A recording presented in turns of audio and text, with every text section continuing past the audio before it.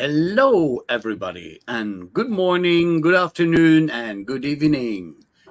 Yes, you counted correctly, and you are at the right place on your screen at the right time. It's 7 o'clock German time, and we are just looking forward to receive our honored guests of today's show, Wang.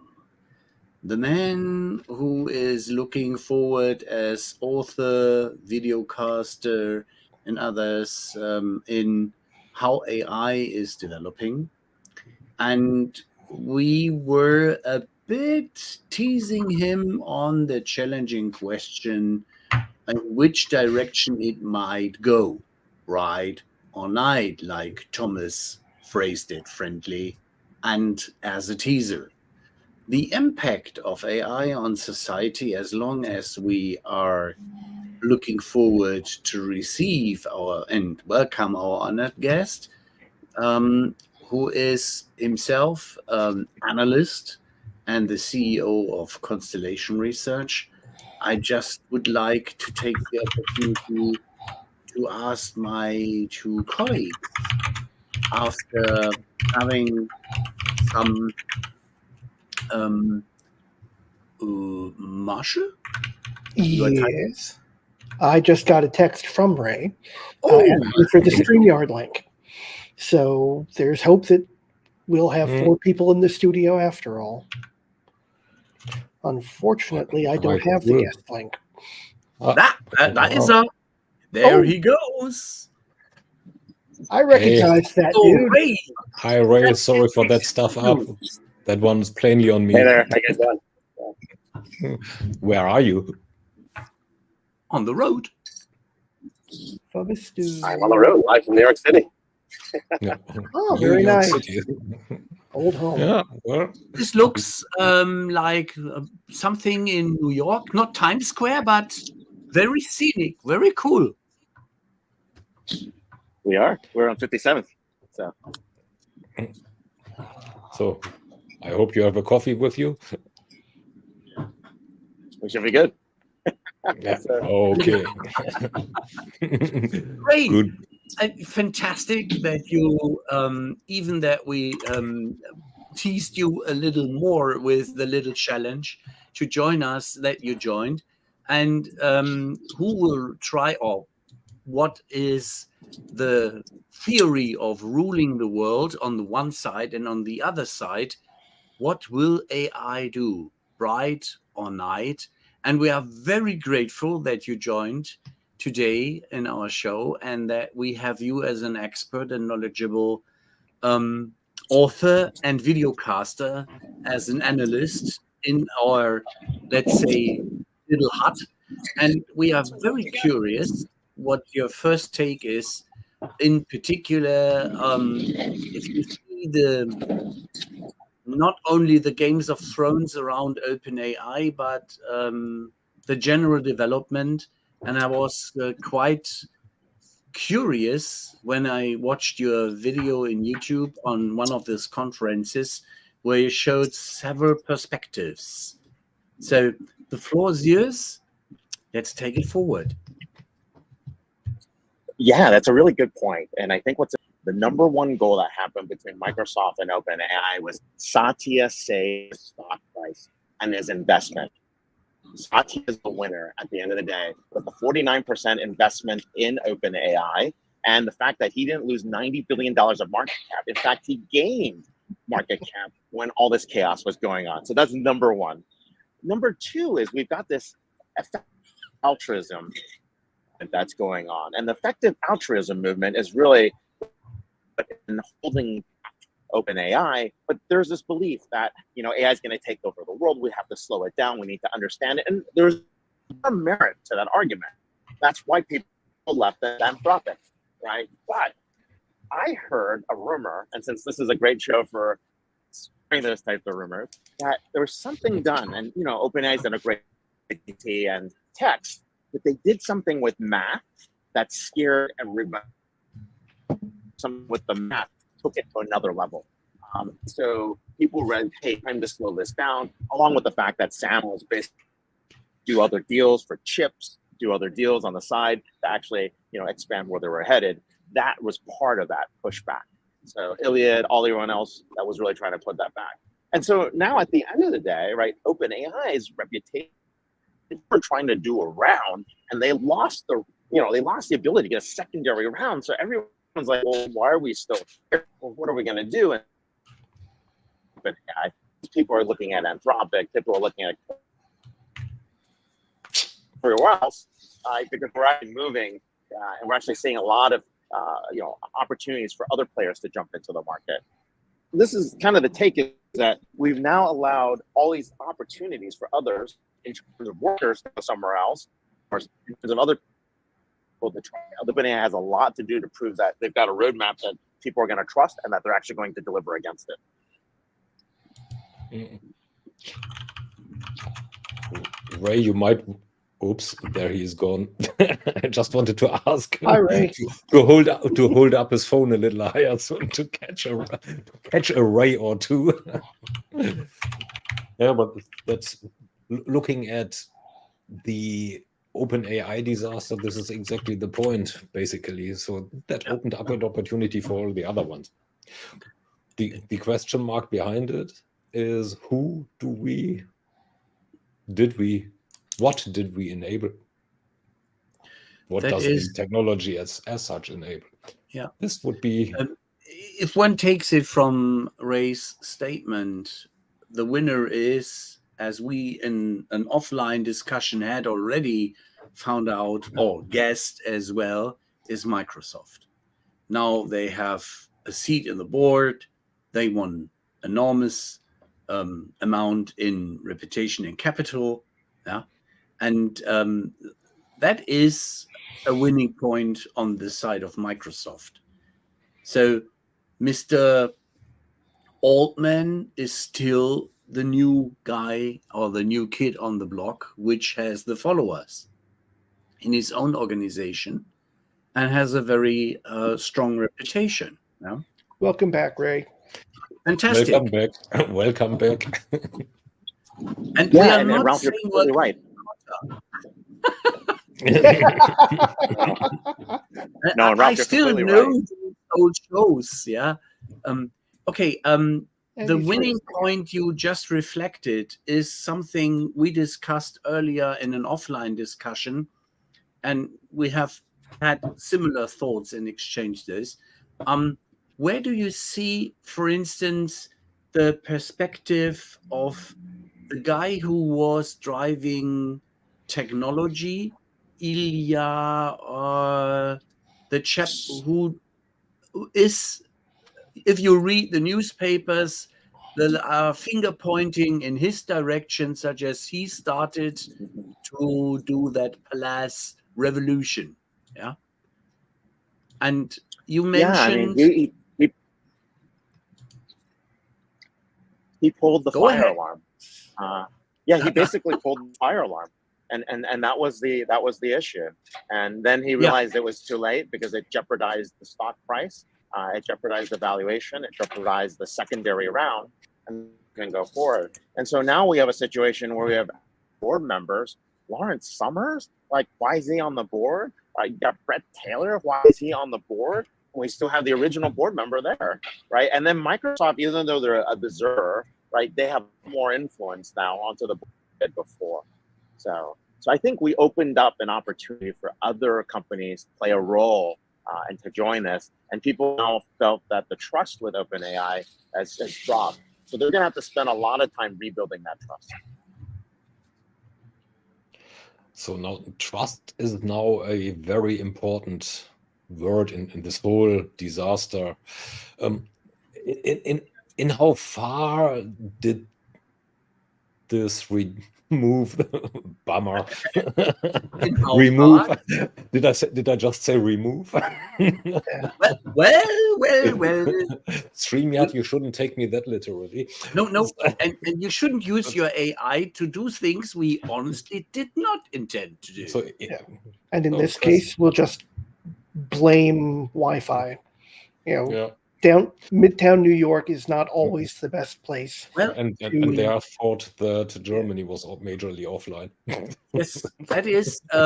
It's a Germany feeling Ray is just having, such as on, off, on, off. Yeah, exactly. I'm not dancing, Ray. It's just I was making a rude joke on Wi-Fi. About German Wi-Fi? You have now a German feeling, such as going to the desert is even more sexy and have better Wi-Fi connection than someplace here around the corner. Trust me. Yeah. Apparently, oh my God, I was in Munich and I had that problem. No, well, the Bavarians exported it to New York. It's a big success. What do you think, and how far did the stuff up of OpenAI reduce trust in the technology as such? Getting a bit out of I think it's not reduced trust in the technology. I think the trust that is lost is really with the leadership team, and the fact that they understand what enterprises are looking for. At the end of the enterprise wants to know you have a roadmap. I can rely on you. My reputation's on the line. You're not going to stop. I mean, that's why someone really German. Oh, yeah, and that downtown New York. There are probably too many people who are attending us here. That will be the real problem. You are right, Thomas. No, it's a nervous AI that keeps cutting him off. Yeah, they don't want him to give away the secrets. Right. So the interesting one then is which would be the benefiting companies? Yeah, apart from Microsoft. The good question. From Microsoft, because they are the natural no, they are not a benefactor. Definitely not a beneficiary. Thanks. So, well, what do you think? Who would benefit most? I'm a novice in the analysis if it goes to the real big players, but I tried a little homework in checking up some analysis from some newspapers where they did some interesting chartings in that $1 billion or euro or whatsoever money you are using. The bet on AI is on, and who could be a winner. And if you see in the comparison that ChatGPT has done a lot of good stuff, and even that they have a value of 100 and that they gained 89 billion. 1.3 billion US dollar in turnover, but they are estimated 10 times of that turnover. The next one in row is Anthropic, AI21 Labs, Hugging Face, Mosaic, and Stability AI, but they have only incremental turnovers and not gaining such money as AI does. So OpenAI is torn in between two sides of the medal, the altruism and the good stuff, or becoming greedy, which will be a driver for further investors and for the whole technical sector. So the others in row, which have been by CB Insights, not me, by CB Insights, have not that success yet. In that 1 year, OpenAI is performing really like a rocket. So which other company could benefit in your eyes, Ray? We definitely think Anthropic is going to be one of the clear winners from that. I think that people that they left because of the model and the issues with the model. That's going to be one reason. And then I think the other ones are going to be, and we really like Hugging Face in model. That's an area that's going to play something. There's an And do we keep him? Or do we lose him? We probably lost him already. So what I heard is Anthropic and Hugging Face. Yeah, and that they love Hugging Face. The real question is, well, hey, welcome back. Now Anthropic, those guys left because of OpenAI becoming too commercial. So basically they follow the same principle that the ex-OpenAI board needed to follow. I guess their board philosophy will change as well. So what are they doing then better in terms of governance? Because they have this philosophical approach as well. They're more likely to do the commercialization than OpenAI. In fact, I actually think they're much more open to expanding models and doing innovation instead of waiting to test things. It's not like they believe in safe AI. They all do. It's a question of how safe and what the relative. So if you have a European hat on, you're like, oh, wait, that's a little bit more risky than what OpenAI is doing. If you have a Western American kind of hat, you're like, oh, wait, let's push the limits. If you have an APAC hat, you're like, why are we waiting? Right. And so it's kind of a wide range. And so I think people are going to decide what levels, what gradations of levels for safety you'll have in AI models. So, I mean, there's some cases, for example, like what level of precision do you need? So is it 87% accurate for a drive-through order or a phone customer service care? That's okay. I can live with 87% accuracy. 87% accuracy for procurement? No, that's not going to happen. 87% accuracy from healthcare? Definitely not going to happen. No, definitely. So we're actually in a very, very interesting scenario. What we should be thinking about is that most customers do not have enough data to get to a level of precision their stakeholders will trust. This is probably the most important thing people need to realize. They're going to start these AI projects and realize they don't have enough data to get them to a confidence level that's required. And that's what I'm worried about. And so we actually believe the future is going to shift. It's going to be more of what we call data collectives. That first 80% of data is hard. That next 10% is just as hard as the 80%. That next 5% is just as hard as that 10%, and the next 1% is even harder. And so in order to make that happen, you got to have the ability to share data and to be able to add and augment these models. Otherwise, that level of precision won't be there. Which is probably the model that SAP follows, right? With their could be, I don't know.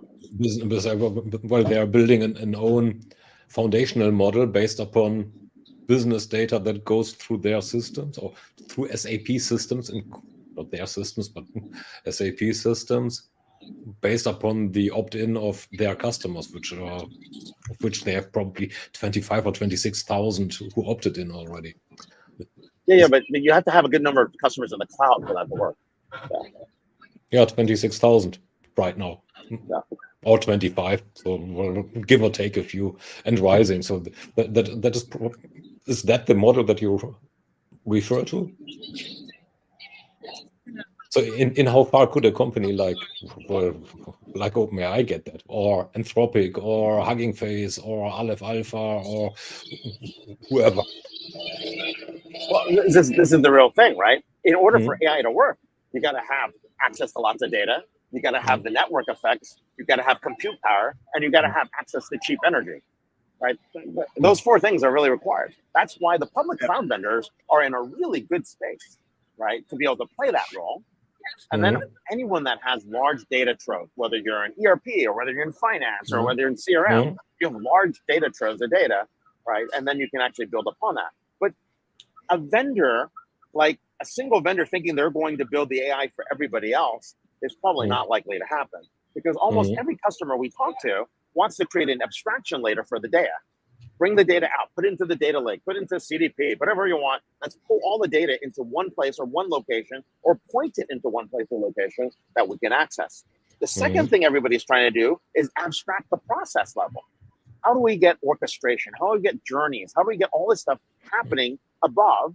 And then the last piece is really, how do we serve up a user experience, right? I got, I mean, you take a look and, someone might be leaning in and really, really like upset. So Ralph might be like, what's going on? I would serve up a different scene. I would react differently. Marshall's looking pensive. I would say something a little intellectual to try and make him smile. Thomas is already smiling. I'm going to continue that conversation, right? That's what we're trying to do. This concept we call dynamic scene generation, right at that moment, right? And to do that, I need data, I need journeys, I need a user experience to all happen at the same time. And so those abstraction layers are what people are trying to build. And what we're doing is you're taking the eventing and the API management to learn the behaviors. Like, why did this process occur? Why do we make an exception? That's where we're trying to get to. And that's when we talk about a concept we call infinite ambient orchestration, which is the ability to continuously bring all these things together over time. That's what we want to get to. Hard to do just on data, hard to do just on journeys, hard to do just on UX. AI has to bring all that together. As we started with OpenAI, there was a question coming in. Yes. Don't know whether you can see it. You see it, right? Right? Yeah. Okay. I mean, Genesis is correct. Well, I don't know what you guys think, but Genesis is correct, right? I mean, will OpenAI get out of sync with private corporate AI, and what are possible outcomes? Well, you got to remember, most people are going to use and run AI models privately, right? They want to secure the data. They then want to run the AI against it, and then they want to keep the insights to themselves. Once they're done doing that, we will then bring out a data collective. But the challenge at this moment is, will there be any good information in the public domain in the future? It's all going to be Capital One, Taylor Swift, Apple ads, right? And any advertising people want. Because if the information is important, it's not going to be on the web. It's going to be in these private networks. Yeah.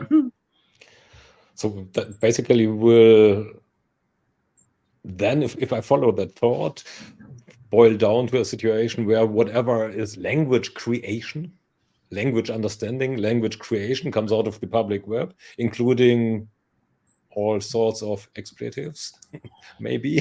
This is why they don't let me train AIs. And whatever is valuable data comes from basically inside. Yeah, but these large networks that Google runs, for example, we have, I don't know, Australian English, British English, Canadian English, Singaporean English, American English, Indian English. I mean, Google can listen and knows, right? And that's all training because of Android, right? That's all training because a lot of those services are free. Yeah. Just like mapping data and traffic data is free, it's because of large sets of data were trained. I don't know where you'll find that publicly available. Oops. Well, that the language as such is very publicly available, right? I would assume that with all the high ethics that those language model builders exhibit, that whatever we are doing here right now will be happily used by one or the other vendor to train their model on various accents, yours, mine, Ralph's, Marshall's. So we are. I mean, the fakes are already there. Are we all the product? I mean, the fakes are already there. Yeah. Well, if my fake can do my work for me, then hey, I'm all for it. I just have the video cover in front of my eyes, the surrogate. Yeah. Where's my Minority Report? But that was another topic. Basic question then. So, I mean, we have seen it this summer with the strike of the Actors Guilds and the Authors Guilds, the Writers Guild. In how far has that train run for them and for us in extension? I think you're going to see it in everywhere. What we tell people all the time is you have to identify in every journey or every process where you're going to full automation in AI, when you're going to augment the machine with the human, and that's where we do training, right? Why do you have exceptions? Why do we break the rules? What level of precision you want to get to? And then when do we augment the human with the machine so that we can do work and expedite things and become much more, much more precise, much more caring, much more empathetic? But then the most important question you're going to ask is, when do we put a human into the process? Right? When do you put a human? Like, let's be honest. Let's take customer service, which you guys are all experts at, right? Why would you have a human in the process for customer service? And I'll give you a quick answer. The only reason I want to talk to a human is because I either want them to be empathetic, I want them to break the rules on my behalf, or I want to arbitrage their lack of intelligence. Otherwise, this should all be automated, right? And more let's importantly, doubt the empathetic part, but and more importantly, the only time I'll apply a human to this process is if their lifetime value exceeds my cost for delivering. You can do that. Now we actually have something very interesting, right? So you're only going to get a human if you're actually worth it. That's really what that's what the message is going to be. So this is going to be a very scary world. So whereas right now people want humans because they don't trust the technology for accuracy. I call the customer care line because I want an exception. That's the only reason I call. All the answers are available on the web. Same here. How about marketing then? If I read one report after the other that there are basically avatars, deepfakes, making millions of revenue on Instagram and co. Do we need humans in marketing? Hey, Jody, are you listening? I don't know. Lise, what are you saying? So do we need them, or will that come back to? It's a worthwhile question. We're still going to need humans. Well, we say that, but what do we need them for? We're still going to need humans. Why? We're still going to need humans. But I think you're going to have to decide when you apply a human. What are you willing to do in a process to pay for a human? That's the most important piece. And what is the place? What will the place be? I mean, look, right now, everybody says augmented by, but what will the place be in future? If you don't start a process with a human or end a process with a human, you get Skynet. It's very, very simple. So where do you want to put a human in as a safety stop? Where do you want to put a human in for judgment? Right. Let me give you an example. It's 2040. My hypersonic San Francisco to New York is in air. Somewhere about 10 minutes close to New York, it hits a bird strike. The plane calculates that, there's 100 people on board and there's 10 million people on the ground. It's probably better to abort the 100 people on the plane. However, there's some data set that says there's a 0.003% chance you could survive this bird strike by landing the plane on a river because some crazy human did that in the 2000s. You decide to do that, you invalidate your insurance policy. If you don't do that, everybody dies. What will you do? As a human, I will invalidate my insurance policy every freaking time because I'm a human. Yeah.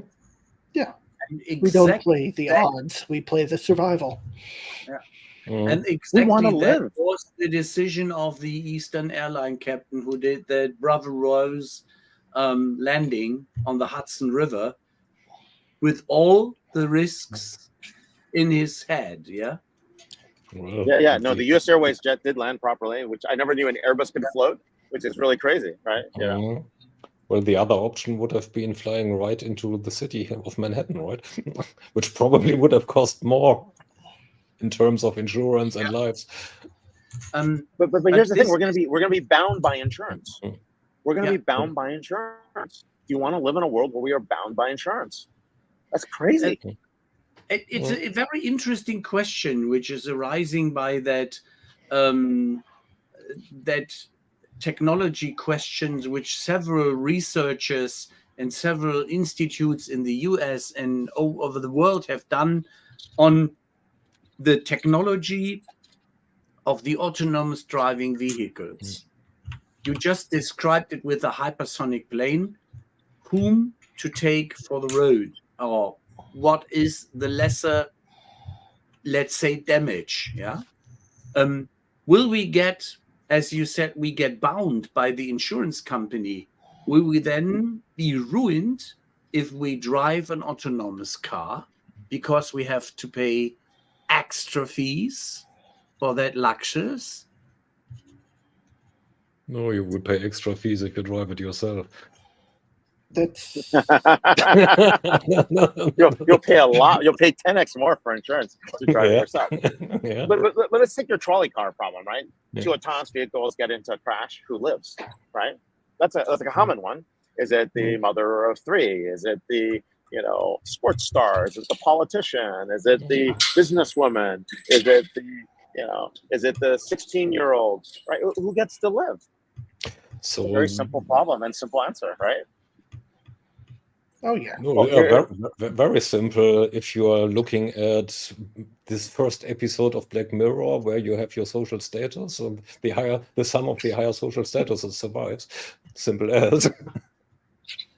Or there's going to be an accident. Send the cars out. Leave the people at home. Oh, well, even better, right? Uh-oh. So, but it seems to be running. How to identify that? Sorry, Marshall. No, but yeah, how to identify it? I mean, we seem to be running into a case where AI has, not too much range. I think there has not been enough work put into practically applying it before we start trying to monetize it. It's true. It's true.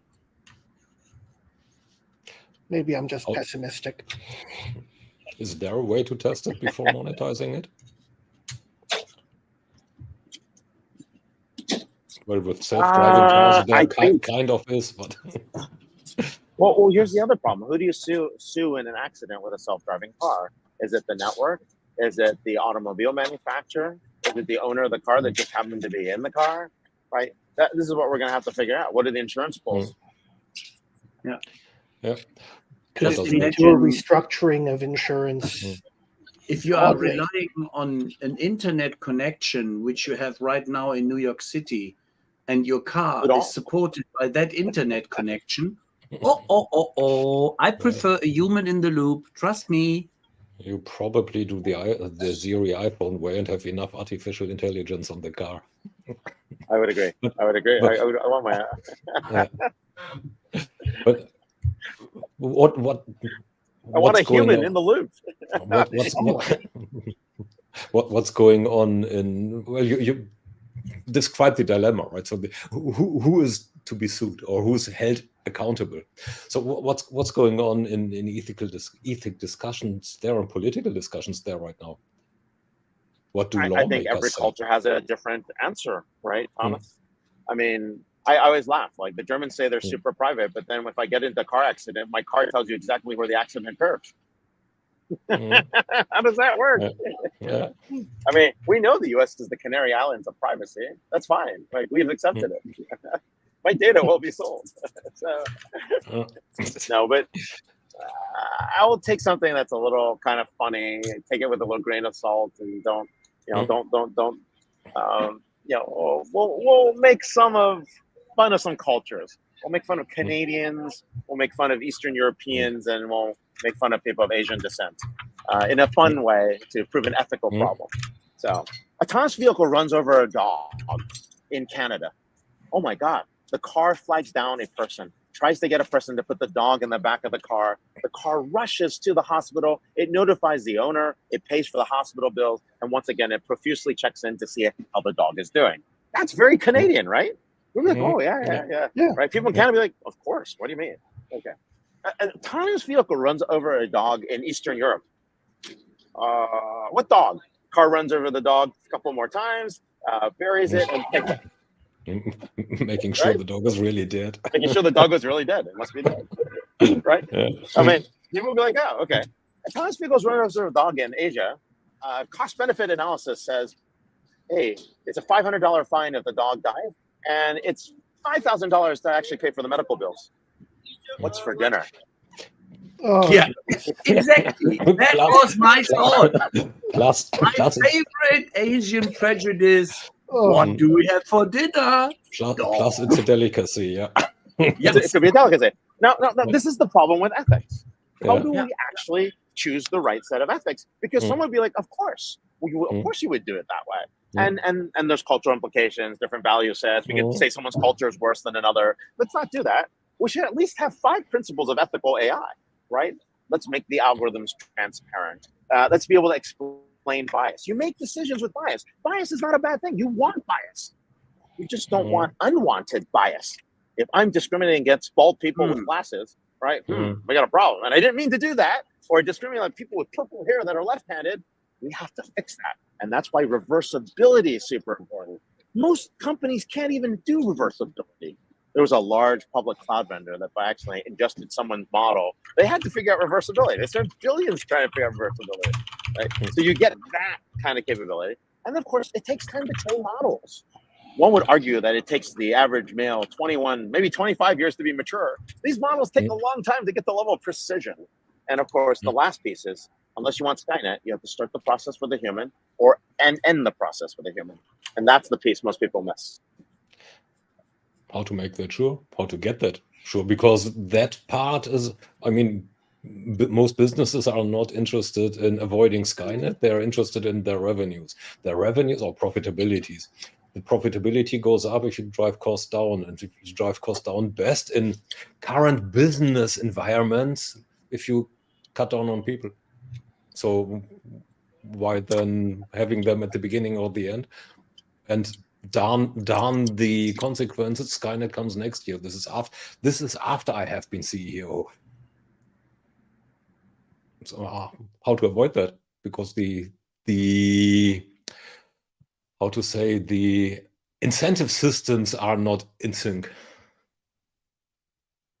We don't have an alignment of those incentive systems, and that's kind of the challenge. How do you get that? How do you get to the right level? But you do want to start a process and end a process with human. We also have to build the rules to say this is very important. In a business, you need to actually have these level of ethics, and to have this level of trust, we actually have to deliver these capabilities. And so you need to have a set of level, what we call level 1 ethics in AI. They become important. The other piece is you have to be able to make sure that you find the right level of precision, right, that you're comfortable with. So. Okay, back to the ethics part. Will we have regional AIs then? Yes, because of just like we have ethics? regional clouds, just like clouds, right? We have data sovereignty. We have cloud models that work differently. You can expect different like privacy requirements, like decision management. Like if I'm doing like situational awareness, it's going to work differently, right? The decision that occurs in Russia may be different than the decision that occurs in China or in Saudi Arabia, which will be very different than what would happen maybe in Israel or in the US or maybe Ireland, right? We're going to see that, right? So what is the right decision? That's a very, very relative question. We don't know what the right decision is. Yeah. What does society believe should be the right decision? Does that boil down to the individual user even? So long you don't injure someone else. Which has different, let's say, different implications as well. So if I trespass in your garden, in this country, you got the perfect right to pull your gun, right? It depends on the state. It depends on the state. It depends on the state. Right. So how granular shall that be done? How I don't know. granular can that be done? This is what I'm saying. What are we going to do with the universal AI? So, Yeah. Situational awareness and a general AI are pretty far away still, but it's pretty far away. It's 20 years. Or is that pretty far away? That's 50 years. Oh, well, we won't know till it's there, right? If we take it from that regional aspect to the aspect also of where there are industries where it would be interesting to look into, where do you see is the most interesting perspective in going for the aspect of where AI could do with agents or with its own structure? In which industry could it do a special benefit? I typically think regulated industries are best for AI because you have the rules pretty well laid out. And when you know what the rules are, you can actually, build against that, right? So, like, financial services, you know how you're supposed to treat a customer, you know how you're supposed to do for KYC, you have all those types of things in place, which means, right, if you deviate from there, you're fined, right? So the rules are pretty well defined. So that's not a bad place to start. Things that have a little bit more room or leeway, right, in terms of like, retail customer service, right, I think you're going to have to do a lot more work, right, just to get the profiles and the preferences and how people want to be treated and what's the reaction. But, pharmaceuticals where you have clinical trials and you have specific rules on how patients are contacted, right, specific rules as to how you can engage, specific rules on, what type of folks qualify. That's great. The rules and the frameworks have been laid out, right? Yeah. And AI is going to be really good at following the rules. That's true. Yeah. Just like if you're just as if you were a writer, if you're given free rein to write about anything, you'll write about nothing. You need constraints to allow you to perform. So working within that area of regulation is probably the best thing for AI. Correct. Right. And this also applies to robotics, it applies to AI. I think we've got a lot to learn from the, from the pharmaceutical industry and the bio industries, right? With all the bioethics. There's similar kind of rules that will apply. So. Now, the obvious question is, of course, why the heck did people then start with the less suited areas, like customer service, instead of using the regulated industries? Well, it's simple in customer service. You have a knowledge base.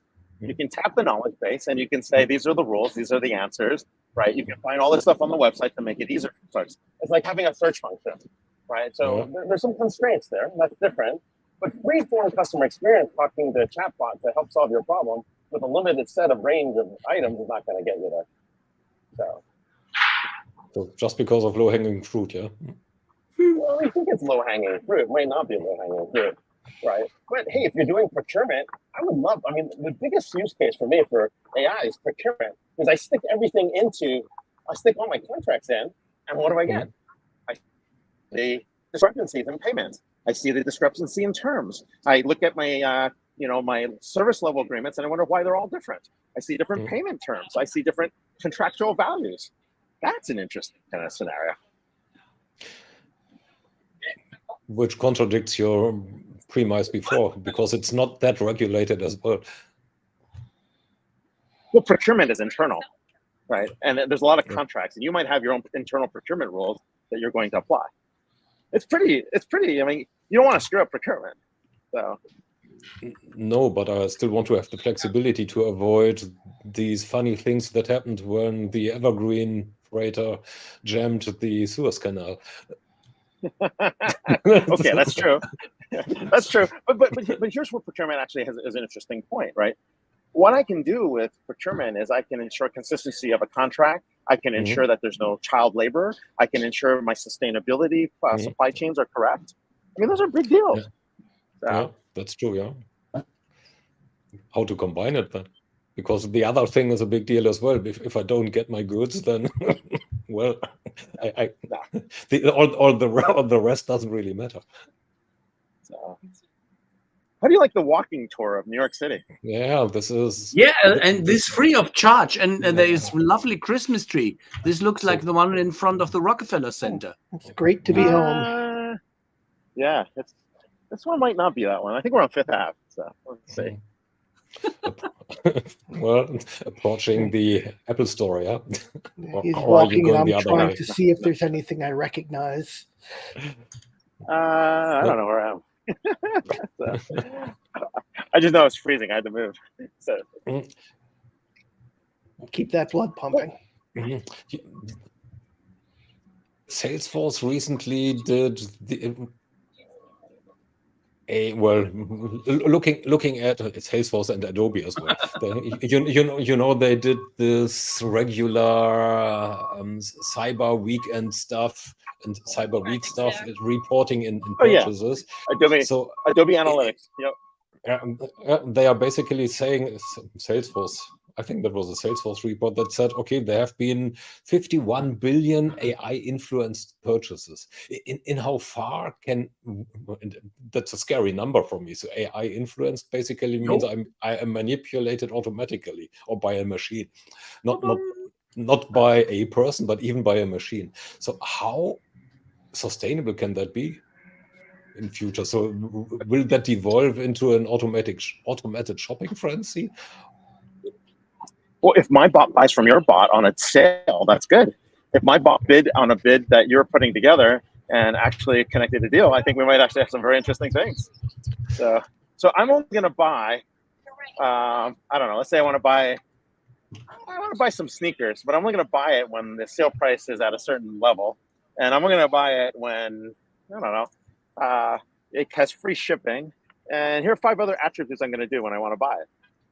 That's going to create a very, very interesting scenario, right? Yeah, so I put my bid in and I'm waiting. And especially if you recall that the pre-OpenAI period, we had such systems and banks for investments on the stock exchange, which gave you some kind of guidance based on algorithms, what to buy. And then the machine-to-machine talk did exactly what you just described, bot buys or bot, yeah? And this can go into frenzy, Thomas. I absolutely agree, yeah? It's a market crash on Tulip.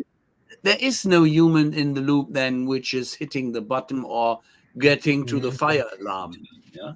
Well, that's why we have trading curves, right? If the stock price fluctuates a certain percentage or if the market price fluctuates a certain percentage, you want human intervention. At that point, you want to check to see what's going on.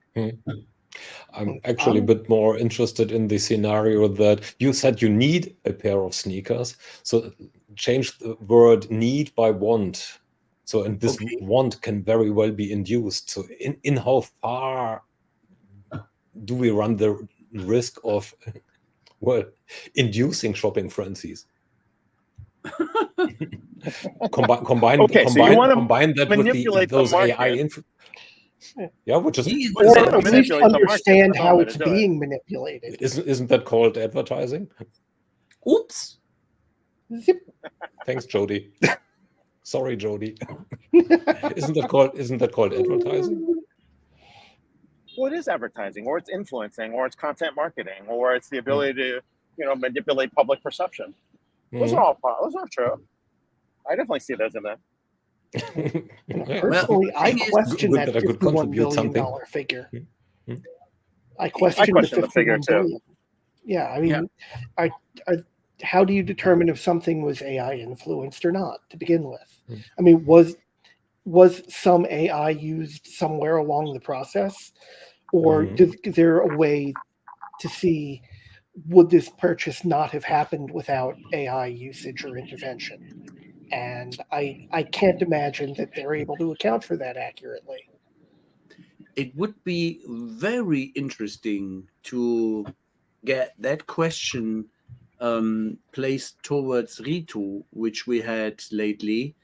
And she was also quite happy about what SAP in e-commerce had done from Black Friday to Cyber Monday, and what amounts of value through their users or organizations were utilizing SAP infrastructure for doing this e-commerce stuff and getting everybody happy to get the goods delivered on time, that this would be another interesting figure to balance against that what could have been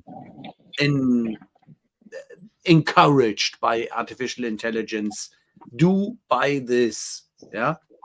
The other thing is, before artificial intelligence, we have other influences, human ones, such as the kids in school. You? If Aren't you guys an influencer? Aren't you you're a serum influencer?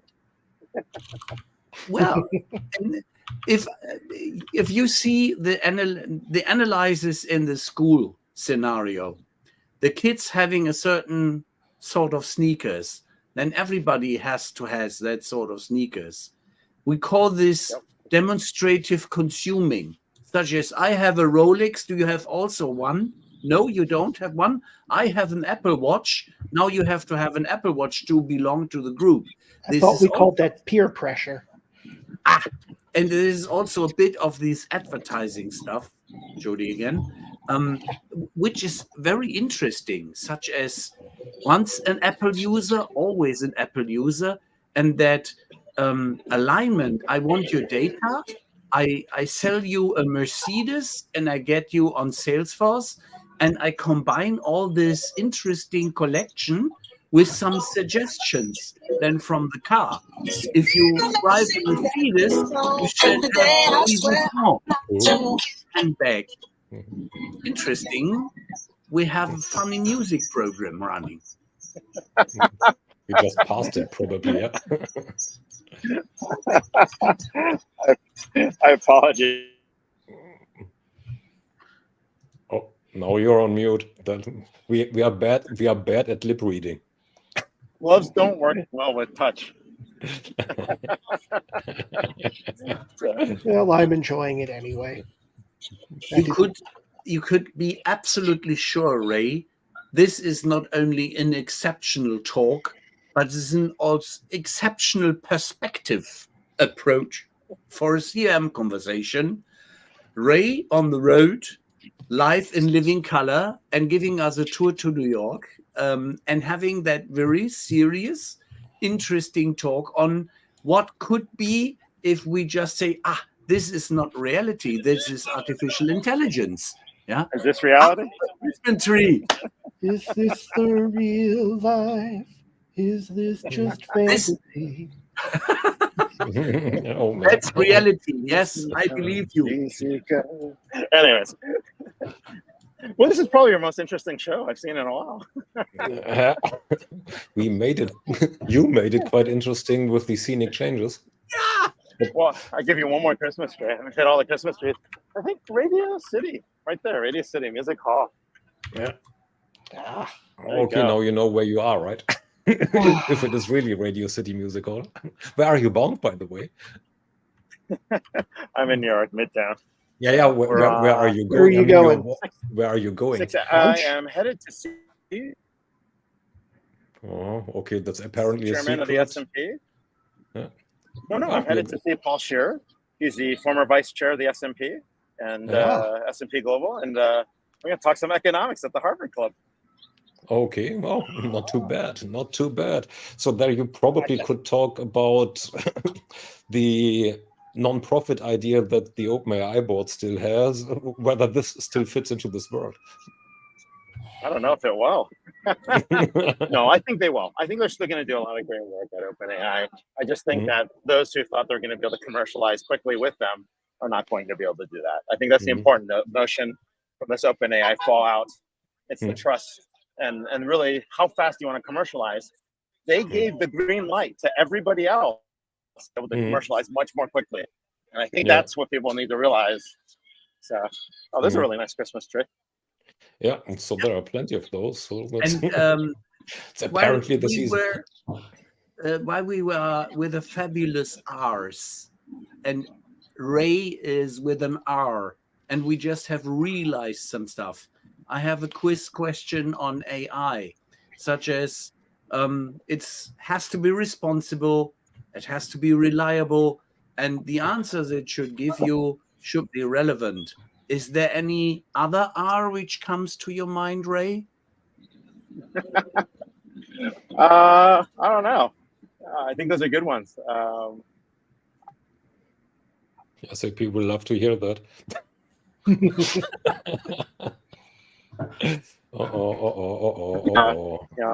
And There he Keep is. on think reliable moving, man. Keep on moving. We Yeah. lost the connection. seems to work best. Reliable is best. So, do we talk about reliable? Yeah, reliable seems to be the question of the day. Yeah. Reliable Yes. Wi-Fi. Reliable Yes, is the question of the day. Yeah, reliable Wi-Fi for better AI. That is a real challenge, such as if your maps routine would not guide you properly, you would get embarrassed. We want reliable AI. So, Mm. that's Yeah, where I'm well, if it reliably gives you the wrong stuff, it probably should be relevant too, right? Yeah, it's good training data to know it's always wrong.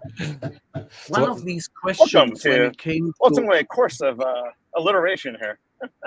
So, yeah, and the question which came to my mind is we had lately the writers and the Yeah. actors on strike as too much artificial intelligence support, such as dead actors getting reanimated in scenes of Star Wars, or you have some virtual reality ABBA spectators that the chaps are recorded in all their moves and all that.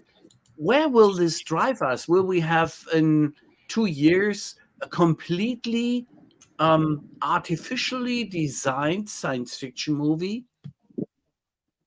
I think it's important to understand, do you own your own image and likeness?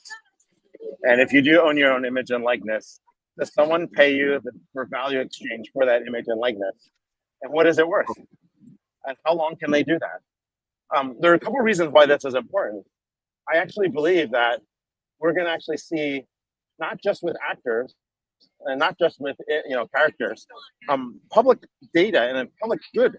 I had a long debate with someone I won't actually name, very, very interesting French diplomat.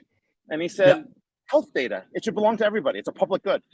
And I said, no, my genomics data, my health data belongs to me. If you want it, you have to pay me for it, or you have to give me consideration in a value exchange. And he said, no, this is a public good. And I said, okay, how do we actually view this? Maybe it's like patent protection. Some data might last 30 years, 50 years. Some data might last 30 seconds in terms of patent protection. Every country is going to have to determine what data is public good. Otherwise, we will have no data for public good. And that's the problem. Why does he argue? Or what's the reasoning for saying that your health data is a public good?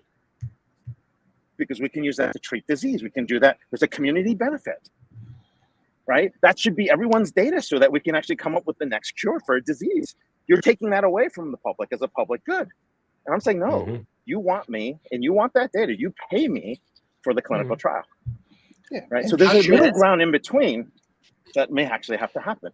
Just like mapping data. Is that a public good or is that a private good? I don't know. But when the US put a GPS satellite, put all the mapping data, made it available for free, it became a public good. So what is a public good, and when do we determine a public good is going to be the question. It's a very, very smart question and not easy to answer, but to give our French-friendly discutant, which you had as sparring partner, a little thing to think about is he is living in a system where there is social security at a very high level. And if I would give them my data, I want some cost reduction, for instance, on my health insurance payments. That could be a fair trade-off. You will get less of an increase because they are. But anyway, so Egalitarian. Yeah. Well, on the other, what is the purpose of an insurance? Right? To grab away my money and to sell me umbrellas in sunshine, and if it starts raining, they are gone. No.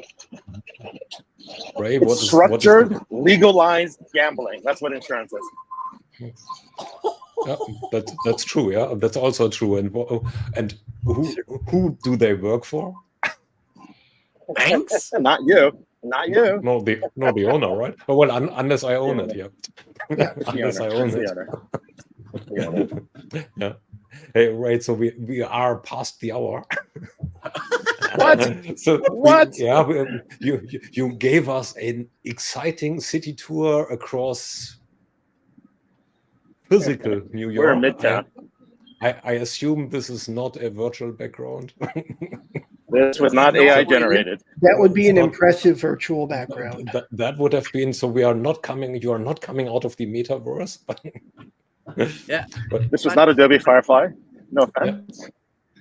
It's time for Thomas Fabulous' last question. Well, which we actually just had. So, well, what? Take out your glass bowl. What will happen in the next 1 or 2 years with generative AI? I think the most important thing that's going to happen is we're going to have to find a way to control deep fakes, understand how those deep fakes are. Veracity and the source of the data is going to be tagged in a way to understand what is legit and what's not. And I think the second thing with generative AI is that this is not a fad. It's going to lead to other types of AI. Generative AI is just one type of AI. I think we need to remember that. Yeah, Smart. that's true, and it will probably do the same way that social CRM did. The social got back. Just got assumed into it's everything back in else. CRM again. So it's part of the business, basically. Okay, great stuff, Ray. We should redo that one other day when you are probably in Munich and have better network than in New York. Ouch. I think that is very true. Enjoy your everybody. talk. Thank you. See you Cheers, next. Ray. See you next. Bye to everybody.